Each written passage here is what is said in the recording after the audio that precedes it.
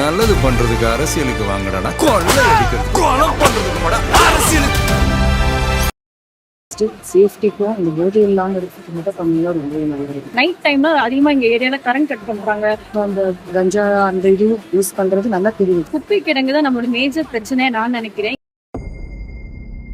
மக்கள் மன்னனே அன்பாலே அண்ணனே விழா வீரனே பெரியாரின் பேரனே மன்னா மன்னா எங்க உரிமையின் காவல்.